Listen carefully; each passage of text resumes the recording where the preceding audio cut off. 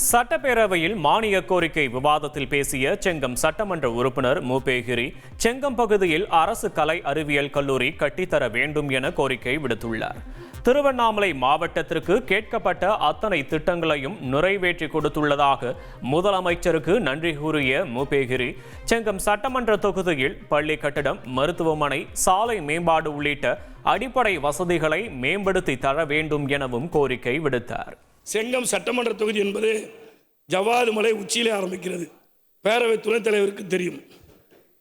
அது கல்வராய மலையிலே போய் முடிகிறது. வடக்கு தெற்காக 97 கிலோமீட்டர், கிழக்கு மேற்காக 60 கிலோமீட்டர். பழங்குடி மக்கள், ஆதிராவிட மக்கள், பிற்பட்ட மக்கள், மிகவும் பிற்பட்ட மக்கள் வெறும் விவசாய கூலி தொழிலாளர்கள் மட்டும் வாழ்கின்ற பகுதி. அங்கே அரசு பள்ளி 23 இருக்கிறது, தனியார் பள்ளி 16 இருக்கிறது.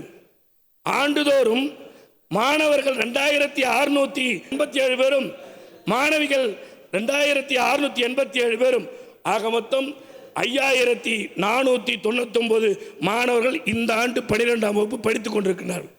அந்த பின்தங்கி இருப்பதற்கு காரணம், நாங்கள் கல்லூரி படிக்க வேண்டும் என்று சொன்னால் கிருஷ்ணகிரிக்கு 80 கிலோமீட்டரும், அரூருக்கு 70 கிலோமீட்டரும், திருப்பத்தூருக்கு 60 கிலோமீட்டரும், வேலூருக்கு 110 கிலோமீட்டரும், செய்யாருக்கு 120 கிலோமீட்டரும், பர்கூருக்கு 80 கிலோமீட்டர், ஏன் தலைநகராக இருக்கின்ற திருவண்ணாமலைக்கும் 35 60 கிலோமீட்டர் சென்றுதான் படிக்க வேண்டும். ஆனால் தான் எங்கள் உயர்கல்வி தடைப்படுகிறது.